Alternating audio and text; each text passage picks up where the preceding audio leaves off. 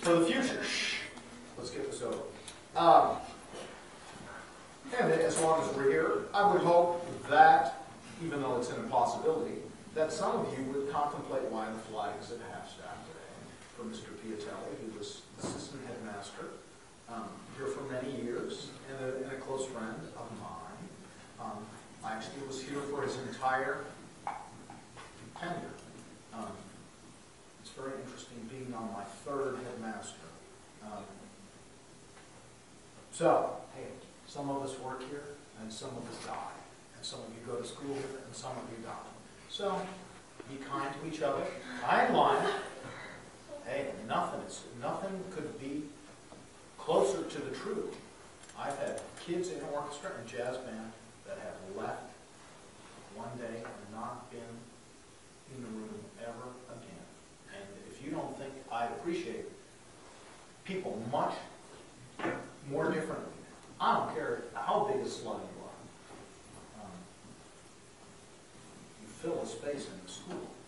Right? The weirdest thing and the hardest thing for you guys to realize is when you make a sound in the orchestra, like when you're not there, it's a huge hole.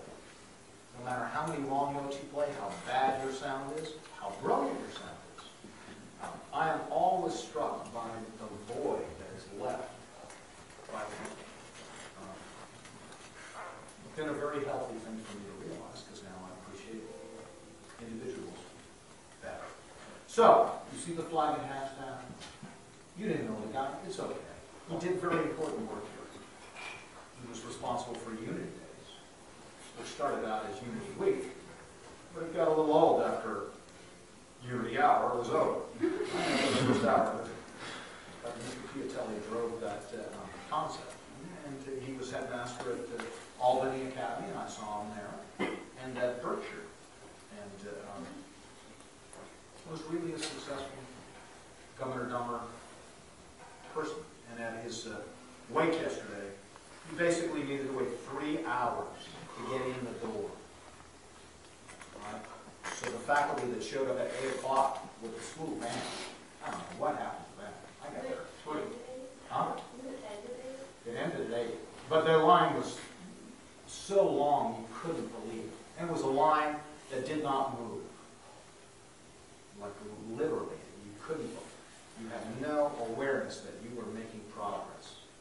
So I was 15 feet away from saying, giving my condolences to the family. And I didn't even remember that I taught the oldest boy piano. It was crazy. Really a remarkable thing. So, do your damnedest to remember Mr. Piatelli, or translate it to take care of your friends. It would be a fool today who did not, A, call his parents and tell them that he loved them, B, that he walked around to his friends and said, hey, nice being in school. I certainly have done my job today in talking to faculty. Because the guy I ran into coming out of Mr. Piatelli's funeral or wake was Brian Rubicki. And Brian Rubicki is the son of Mr. Rubicki. And Mr. Rubicki died in a kid's arms in the French Building of a heart attack. In kids' arms. And he was the coach of the football team, and he was the head of started the school newspaper, or ran it. And at his memorial service in the chapel, the priest cried. Because the priest had played football with Mr. Rubicki. So this will be an interesting sojourn. So I'm coming out of Piatelli's thing and I'm okay. I'm a little sad. But I run into Brian Rubicki, and Brian Rubicki is the son of Mr. Rubicki, and Mr. Rubicki is a very close friend, blah, blah, blah. Brian was the president of the school here. And Brian's sister, Jessica, was a remarkable flautist. But in Brian's sophomore year, a trumpeter, Chris Martin, left the day after graduation in a private plane with his father and crashed off of Nantucket, and was killed. And I was the official spokesman for Chris, and I had to give these eulogies.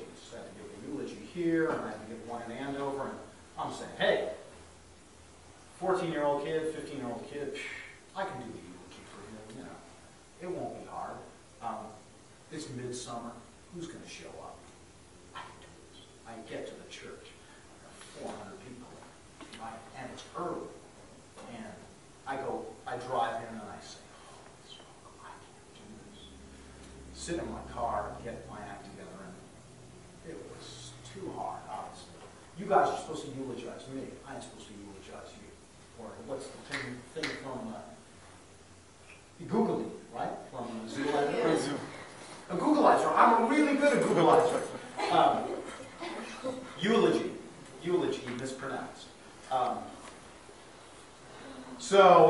I give Chris Martin's eulogy in September, and the whole thing is over. You know, I've processed it. I don't need to go back and give one to the school, but for the school, I have a huge vase with carnations for everybody in the school. So I say, hey, I don't care. This flower is to remember Chris. That's the equivalent of right where that trumpet is. Take this flower and do what you want with it. You can, you know, be the good Buddhist, break it up and let it blow into the wind, or you can save it.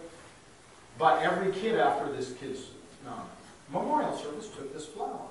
And I took the flower that I had for Chris, and I put it away in my personal files. And end of May of his what would have been his senior year, I give a chapel talk, and it's in memory of Chris. And I say, I don't know what you did with your flower,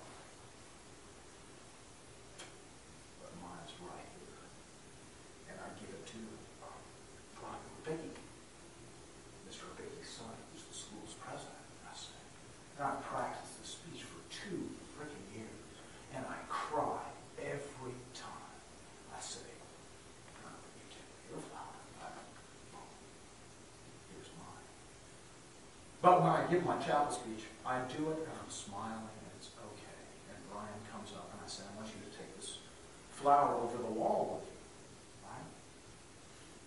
So Brian, and remember this is the son of, you know, beloved teacher. And the school president is carrying a dead classmate's flower over the wall. So I run into Brian as I'm walking out of Mr. Piatelli's thing, and I see him, and I hug him, and I start crying.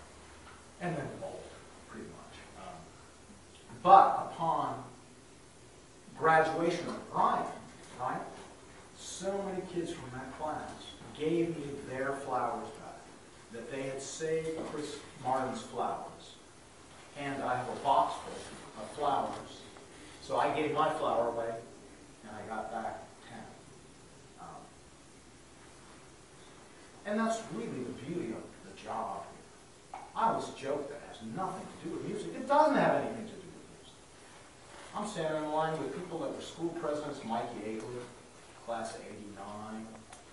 You know, it's just a magnificent person. And we get old, we have the ability to see.